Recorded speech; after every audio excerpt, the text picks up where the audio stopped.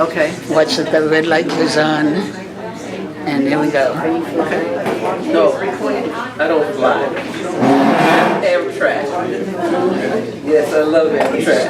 I stopped flying before 2012. My mother passed 2012. I had to force me. Okay, let us pray. I don't do that. I take Amtrak. I love it. Amen. Our Father, who art in heaven, hallowed be thy name. Thy kingdom come, thy will be done on earth as it is in heaven. Give us this day our daily bread, and forgive us our trespasses, as we forgive those who trespass against us. And lead us not into temptation, but deliver us from evil.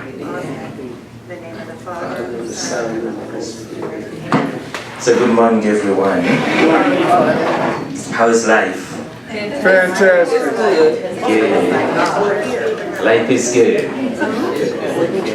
Life is good and good is life.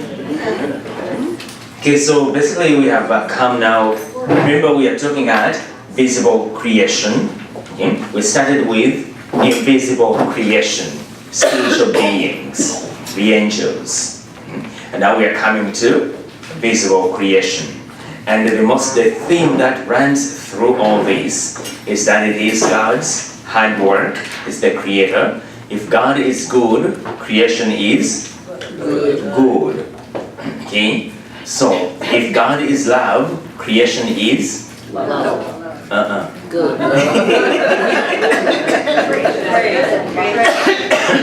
If God is love, creation is lovable. So if God is wisdom, creation, each creature in a certain way manifests his wisdom. So basically when we talk about wisdom, we talk about order and beauty. Okay? So that's basically what creation is. So a human being is very good because God is good. Okay? And God fashioned a human being in his image and likeness. So that's what we're going to see now. So God created man. You know, in English, when we say man, like in our faith, we mean both man, male and female. But English doesn't have inclusive words like other languages. So like whenever you start talking about someone, you have to say, he said or she said. But like in my language, I can talk about someone for an hour without revealing their gender. But with English, right away. Okay? Unless you say, well, someone, which would be a little bit awkward. So God created man in his own image. In the image of God, he created him, male and female, he created them, as we see in Genesis chapter 1. That line is very important. Let's read it again very attentively. God created man, meaning a human being, created man in his own image. In the image of God, he created him. Why is there that kind of language? Why isn't it enough to say God created man in his own image? Why again, in the image of God, he created him? In most languages, repetition is to emphasize the importance of a point. And of course, as you know, repetition, when you say one thing in different ways, is a very learning tool. Okay? That if someone doesn't understand it one way, they will understand it the other way. Okay? So that's the emphasis, that this is very important. So God created the man in his own image. In the image of God, he created him, male and female, he created them. Okay, that is Genesis chapter 1, verses 26 and 27. So, man, because of that, man occupies a unique place in creation. Of course, we're going to see what it means to say image of God. So, man occupies a unique place in creation. Number one, he is in the image of God. That's number one. unique place in creation. No other creature God said, let us make man in our own image, or let us make trees in our own image.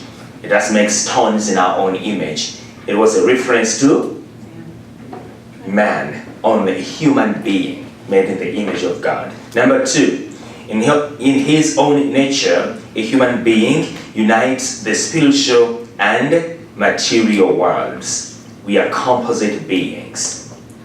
Okay, dogs, cattle, whatever, horses are not. We are composite because we are made in the image of God. So we unite two worlds, the spiritual and the material. That is a very important thing. Number three, he created male and female. That is very significant. He created them in his image, but God is revealing to us that what we may call the completeness of his image, and we're going to explain that, is male and female. Okay? By the way, number four, God established him in his friendship. Because I may forget this. In the language of the church, we call it when two people come together, male and female, in marriage, matrimony. We say, usually the language is that God gave a man a helper, helpmate. What does that mean?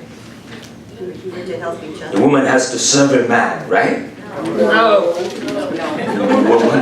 What does it mean? You don't want no way to Serve each other. What does it mean? If that's not what it means, what does it mean? What does it mean? It's a dirty word?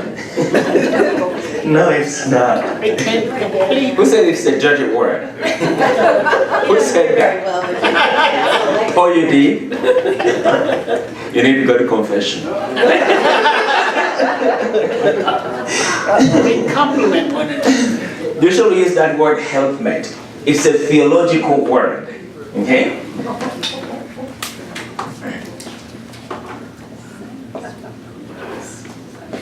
As it's very important, I remember it. What does it mean? They compliment one another. They work together. They work together. Compliment. A woman represents God, who is what? This word means a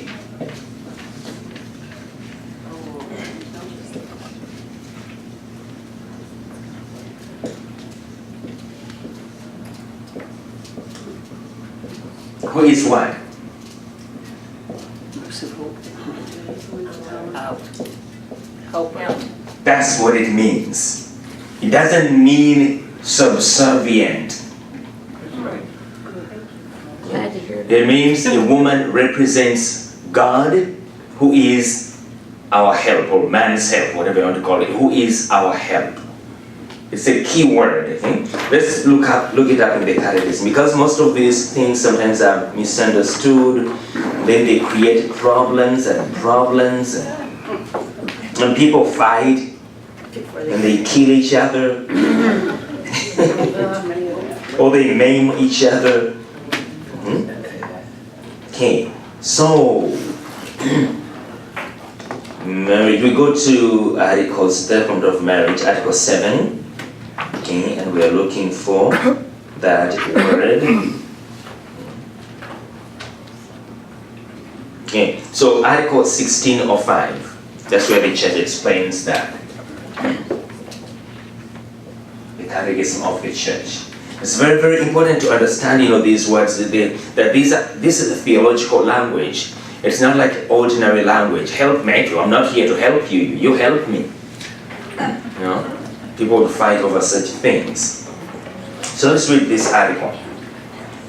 Holy Scripture affirms that man and woman were created for one another. Okay? It is not good that the man should be alone, as we hear in the second account of creation. Okay? The woman, flesh of his flesh, his equal. his nearest in all things, is given to him by God as a helpmate. Okay? Are you reading along with me? Yes. It's very important to see him. So it's not good that man should be alone. The woman, flesh of his flesh. What does that mean? He made from it. That's flesh of his flesh. I'm not your flesh. You know. Created in this. The woman will say. Same kind. Made from ribs. It's like some women today, you know. It's my body. No, it's not. So man can say, you came from me, you're my body. I can do with you whatever I want. No. So flesh of his flesh means that man and woman are made of the same substance and therefore they are equal. That's what it means, flesh of his flesh. That's why the church continues to say, the woman flesh of his flesh, he is equal, he is nearest in all things, is given to him by God as a helpmate. Man doesn't give himself woman. God does. Okay? Why? Okay, so is given to him by God as a helpmate. She thus represents God from whom comes our help. She represents God, okay, from whom comes our help. That's the meaning of helpmate. So always to keep that in mind. Okay. So we look at now 4 things. He is in the image of God. Number 2, in his own nature, he unites the spiritual and material worlds. Number 3, he is created male and female. And 4, God established him in his friendship. Now we begin to unpack that. Number 1, in the image. Yes. Well, you know why God created man first, but not woman? Because he didn't want an advisor.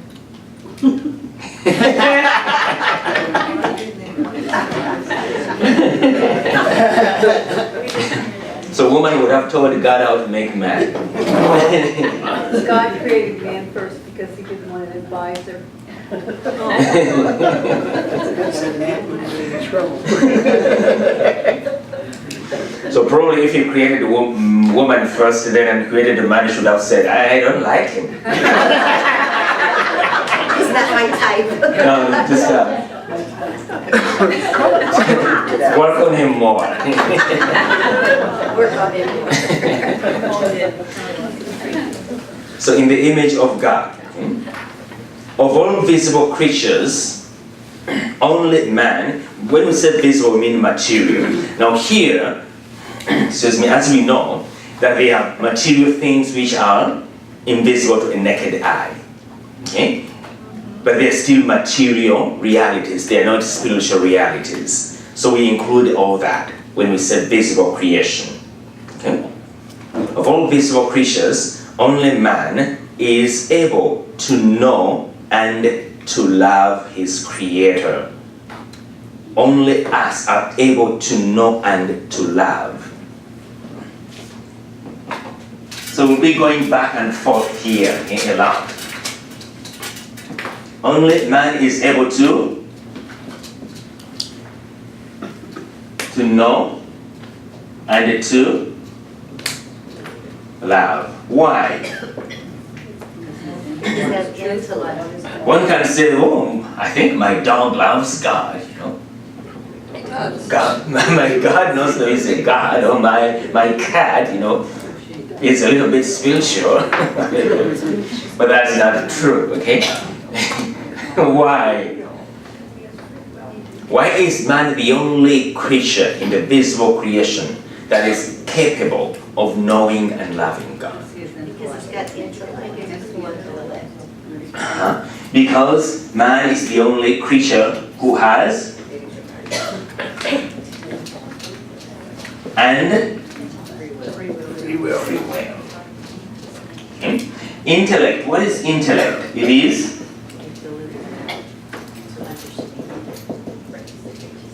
participation in divine intellect or intelligence. Okay? Participation in divine intellect. What is basically what we can refer to as divine intellect? It is called, in a sense, truth. God is truth. Okay? So we have a human intellect to enable us to receive God as truth. Okay? So you know truth. We don't know things. So we know truth. The intellect is for knowing truth.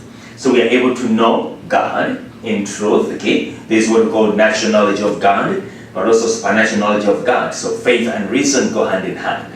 But the purpose is the intellect to know. So naturally, through natural knowledge, it is our gift of natural intelligence. Through faith, the gift of natural intelligence is enlightened and elevated to perceive realities beyond its natural capacity. But it is the same gift that receives God as truth. Okay? What's the human will? It is the capacity to participate in God's goodness. Yes, you can call it love, you can call it, but God's goodness. Okay? God's goodness. And so, the will is always attracted to the good, as St. Augustine says. And it says that the human will never be satisfied until it rests in the fullness of goodness, who is God, for which it was created. Also, the human intellect will never be satisfied until it rests in the fullness of truth, God, for whom it was created, it were created. So that's basically, in essence, what we mean by the image of God, being made in the image of God, having the capacity to know and to love God. And we are the only creatures that are capable of doing that. And because of that, that's why when a human being loves, we can love different things in different ways. When we use the word love in English, we mean so many different things. One can say, I love my Fiji water. But the Fiji water doesn't even know that I love. Okay? I can say, Fiji water, I love you so much. But what's the Fiji water going to do? What is it going to do? I love you so much and I'm going to drink you. But what is it going to do? Quench your thirst. Hydrate you. It doesn't do anything. It doesn't know that I'm drinking it. It doesn't know that I'm enjoying it. Because it doesn't have the capacity to know and to love. Okay? So that's why what we call affective love. Affective love only pertains to beings who are capable of knowing and loving. Okay? So we should love, God's creation because it's good, like we should love animals, but not with affective love. Affective love only pertains to another human being. But unfortunately, sometimes today things are inverted. Okay? Like in some states, there are laws whereby, if you cut a branch of a tree which is not authorized, you can go to jail. But if you kill a child in the womb, well, that's fine. It's your choice. Okay? So affective love pertains only to human beings. I think we've talked about this before, but it's very interesting. Like where we live, we have a trail where people walk. And some people walk their dogs. It's called a Acacia Park, I think. Yeah. So they walk with their dogs. They walk their dogs. So two people coming, one from the other side, this one from this side. When they are about to reach each other, they go like this. Unless someone has a dog. And then they go, oh, keep the... So we can talk to a dog, but not its owner. It is very disturbing.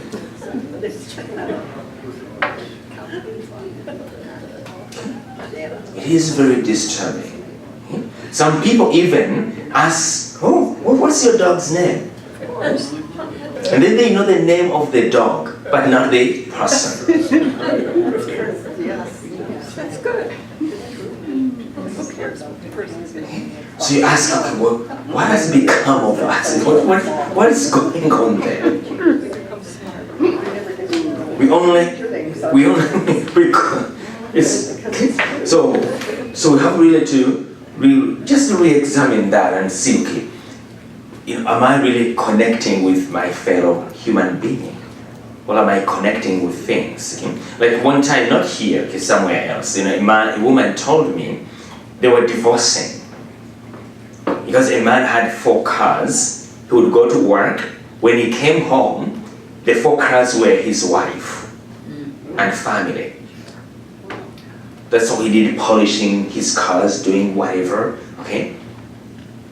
His affective love was basically directed toward his vehicles, but not his wife, not his family. That kind of thing. And of course, that's why I love the letter of James. It's very, very important. Because oftentimes what happens with greed and that kind of twisting love, in the end, the things, all material creation is supposed to be at the service of a human being.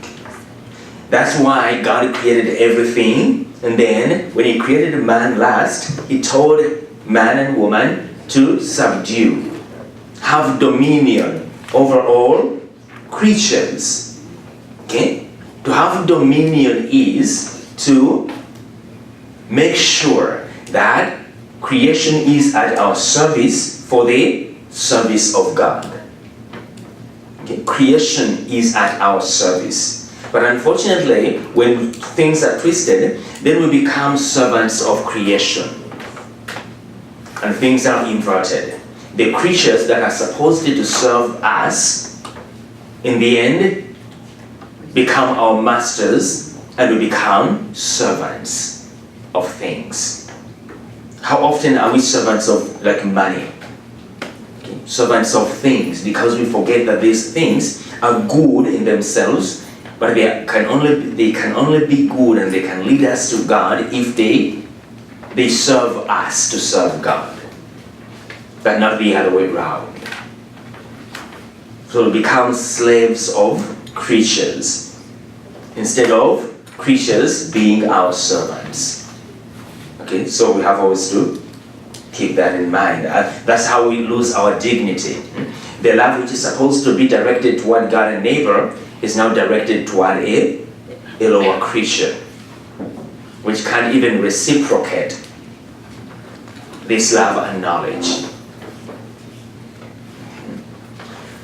Okay, so he's the only one who is able to know and love his creator. He is the only creature on earth that God has willed for its own sake.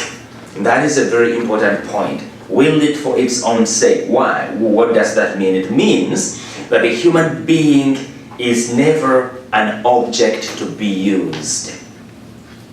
A human being is always a subject of love and knowledge, not an object of things. A human being should never be turned into an object. That's why things like a prostitution will always be objectively wrong. Why? Because it turns a human being, a subject of love, into an object of use. Okay? Human being is a being that God wills for his or her own sake. For that reason, that's why again you see the church will never change anything about abortion because of that statement. This is not an object for you to be used. And that's why it is a very, very disturbing trend today, whereby children are no longer considered in many circles as subjects of love, but simply lifestyle choices. A child is not a lifestyle choice. No, a child is a gift and a subject of love. So we have chosen a lifestyle which is incapable of producing a child, but we want children. From where? Because we want them. Because it is a lifestyle choice we have made.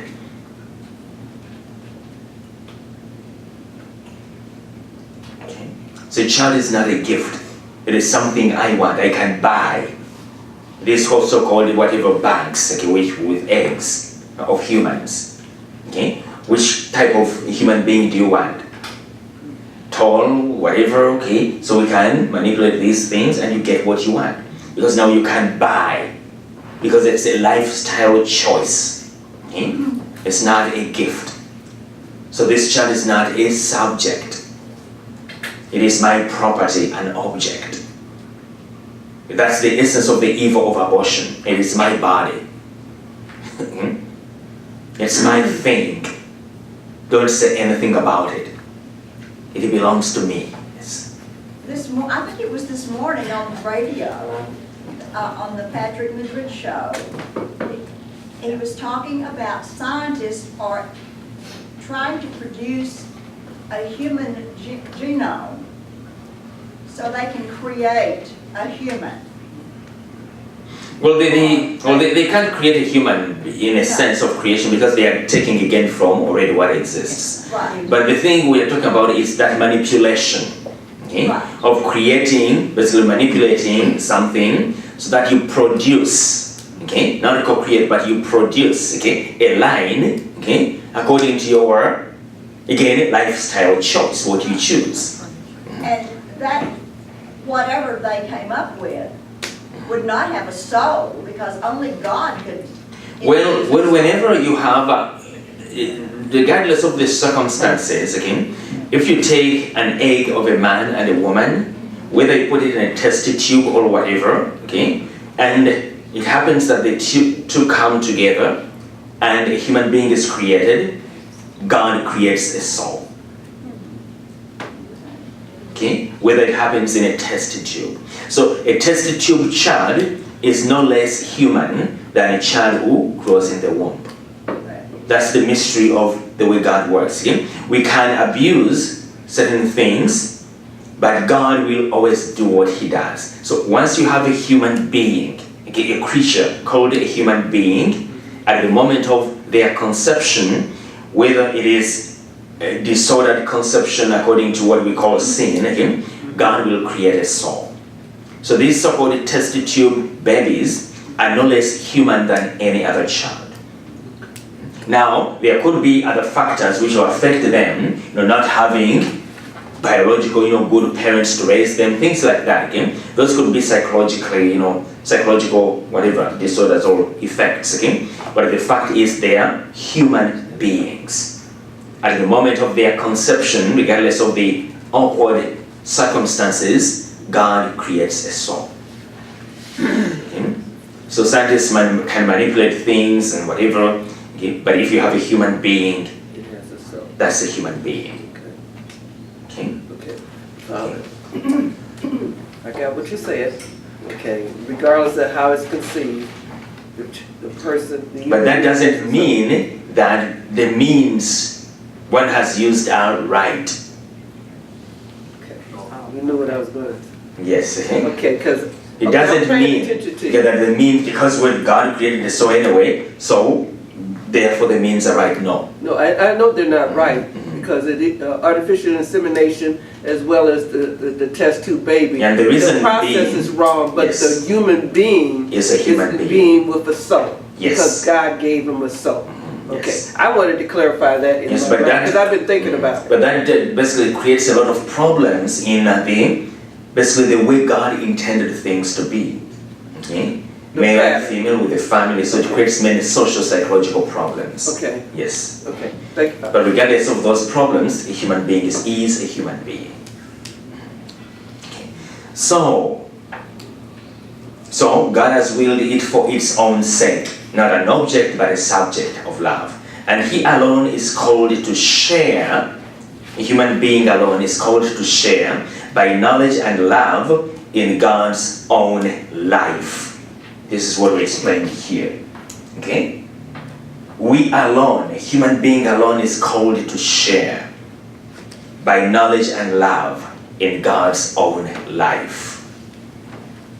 Let us make man in our own image after our likeness.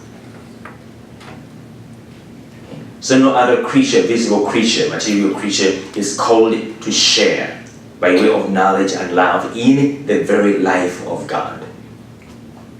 Other creatures are incapable of sanctifying grace.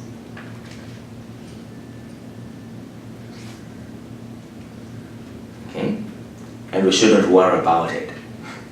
That's how God made it. Okay? And God knows what He's doing. So it was for this end that He, meaning a human being, it was for this end that He was created. What end? Sharing in God's own life. For that end we were created. Which means that if a human being in the end doesn't share in God's own life, a human being will never be fulfilled and will never reach his or her destiny. Because our destiny is to share in God's own life. That's the process we have begun in baptism, okay, which is moving toward its accomplishment or fulfillment in the heavenly kingdom. So it was for this end, meaning sharing in God's own life, that He was created. And this is the fundamental reason for His dignity. We talk about the dignity of a human being. That word dignity is so key.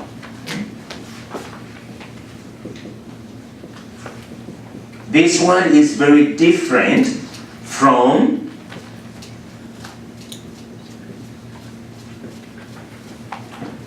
respect is good, okay? But it's very different from human dignity. Okay? You know, respect doesn't really mean that you value somebody. You can just respect a person for the sake of respect, as diplomats do. But doesn't mean that they are friends. Okay? There's a form of courtesy they have to follow. Okay? Respect. But here we're talking about value. Dignity is value. Okay? Not simply respect. So when a person upholds the other's dignity, it means that you value them. It's not because the law said it's illegal to treat these people like this. So therefore I will do what is legal. Okay? That is respect. It's not value.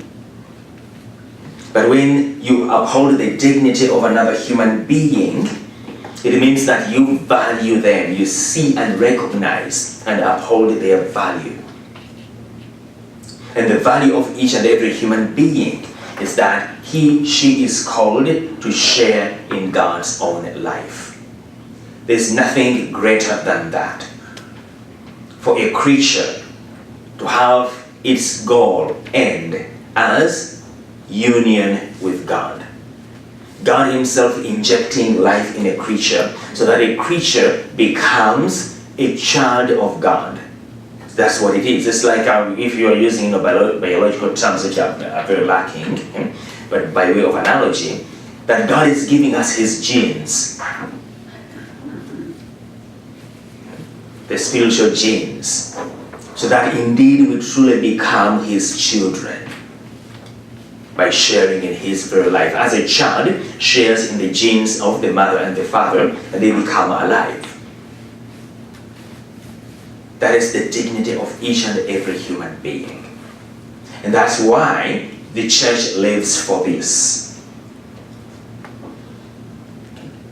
If, for example, we build these structures, huge cathedrals and whatever, but we don't uphold the dignity of people, we don't value people, it is useless.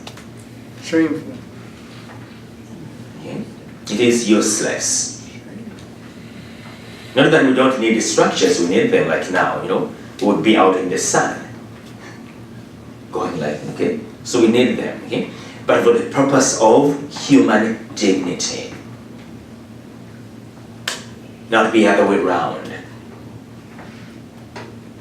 Because if we twist things again, it will become that I love the structure more than I love the people.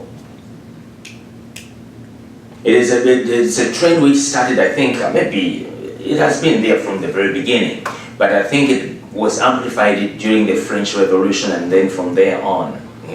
Basically, if you are not part of the production line, you are useless. And we didn't see the consequences of these things. Paul VI talked about it, the dangers of these things. But many people just ignored it. Because if there is no human dignity, human value, if you don't value a human being, then what will happen? A human being will only be useful, will go into what you call usefulness.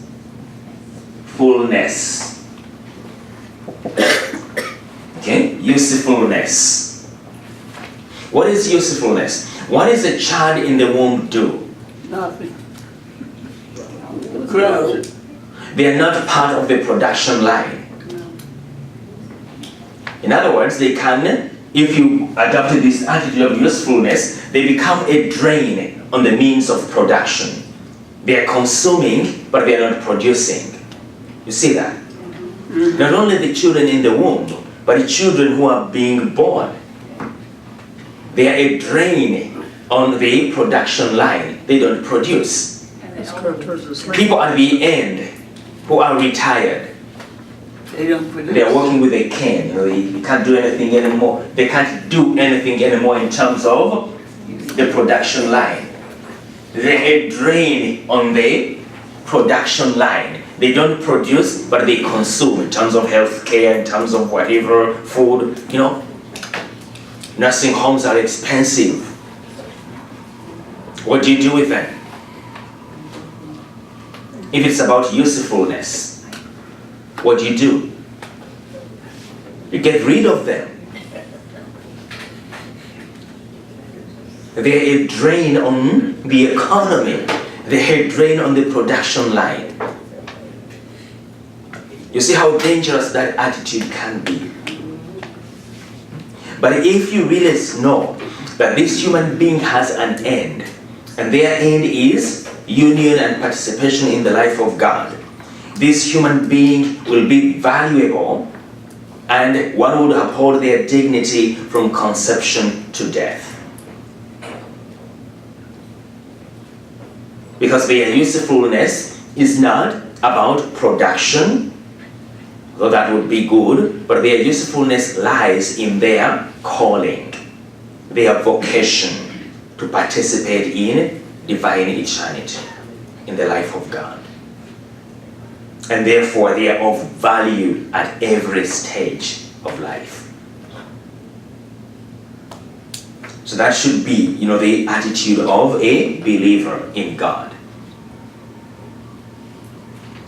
So that's the importance of that statement there. Okay? For it was for this end that a human being was created, and this is the fundamental reason for his dignity. So you see, if we really take our Christian faith seriously, you see how it can really change our attitude toward people, other people.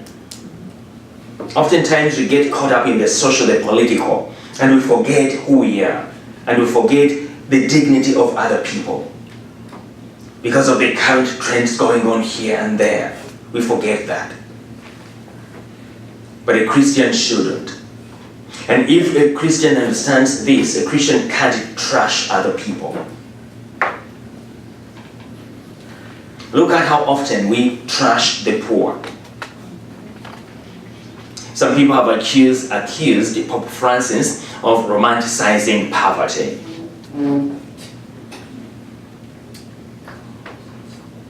Because they don't want him to address their greed.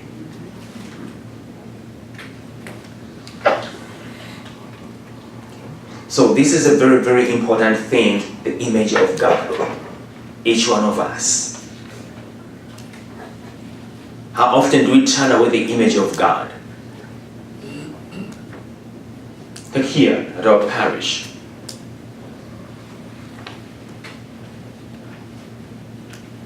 We don't have to go very far. God has placed us in a place, this area, where we have many people who are in need. How are we treating them?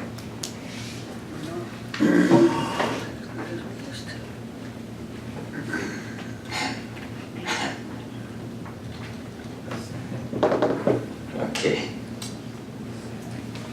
Someone made a statement which is just that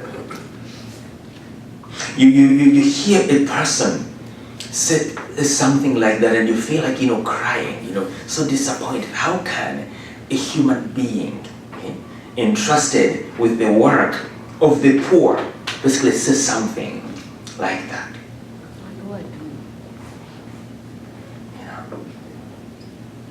What was the statement? Well, if I were to tell you right now, okay, how hot is it out there? How hot? Okay, so if poor people come here and they want something, and I tell you, serve them out there, okay, why do they need air conditioning? What would you ask me? Do you not recognize the dignity of these people? No, what you'd ask me is, why do you need it? Do you need it? No, I'm in an air conditioning, okay, but I'm saying other people don't need it. The question is, why do I need it? Because in my mind, I am more equal than those people out there. Precisely.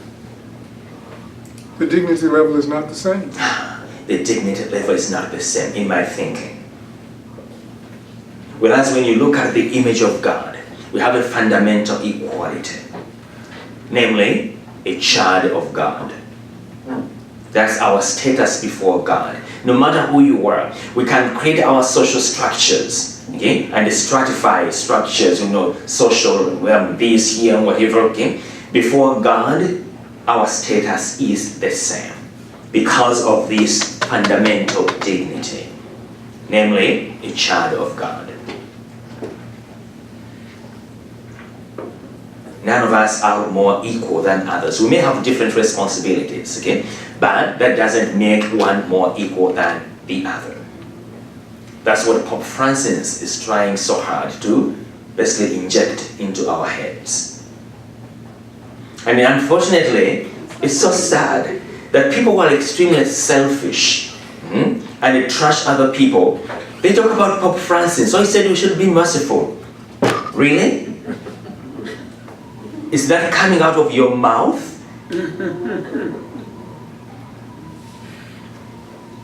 The disconnect sometimes in our heads is just dumbfounding. The disconnect between words and works is astronomical. But a person just says it. No. Pope Francis, we should be merciful. Yeah, when it's about you. We should respect and one another when it's about you. You see, that's why. Have you ever read the whole book of James? That book, read it, or else. Read that book. Sometimes at Mass we don't have enough basically time to explain these things. But greed and pride is a killer of the life of God in us. That's why a human being can be so disconnected and talk something without even realizing what they're saying. But the reality of their life is so different from what they're talking. But they're not ashamed of saying what their life diametrically contradicts. They're not ashamed of talking about God's mercy and walking out and turning away someone in need. That's what pride and greed does to us. We no longer see ourselves right because we don't see God right, and therefore we can't see any other person right. What's the answer? And of course that idea between the disconnect between what we say and what we do. You know, at one time at home in Uganda, there was one bishop who was ordaining another bishop who was going to succeed him. And he told him this statement: the difference between a human being and an animal is for a human being to have the sense that how will this come across? What will people say? Meaning the sense of shame. He said if a human being loses that sense of shame, there is no difference between a human being and an animal. And he was right. If a human being loses that sense of shame, everything is gone. Some people are not ashamed of what they say and what they do.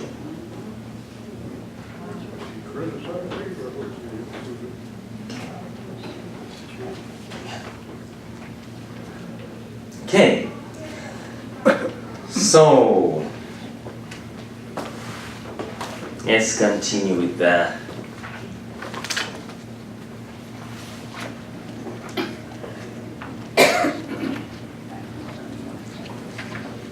Question. Are we going to leave that dangling? yes. Why don't we pray about it? We'll pray about it. Okay. So, so listen to what Katarina of Siena says, Catherine of Siena, okay? What made you establish man in so great a dignity? These are people who understood human dignity, okay? So what made you establish man in so great a dignity? Certainly, the incalculable love by which you have looked on your creature in yourself, okay, the image of God. You are taken with love for her. For by love, indeed, you created her. By love, you have given her a being capable of testing your eternal good. Basically, Catherine of Siena meditating on her, the gift of who she is. And if we meditate on that gift of who we are, we can't fail to see that same gift in the other. But if we don't know who we are, how will we know who the other is? In other words, if we don't love ourselves, not selfishly, but loving ourselves, recognizing that I have been loved and I'm a product of love, I'm made of love and I live for love. If I don't recognize that in me, how will I be able to recognize it in the other? That's why you notice that selfish people, proud people are the most miserable people. On the surface, they may pretend to whatever, but they are miserable. And that's why they spread that misery around, by the way they treat other people. It stems from the darkness, the misery, the anxiety they're experiencing. That's why those people constantly love conflict. They crave for it. They seek every opportunity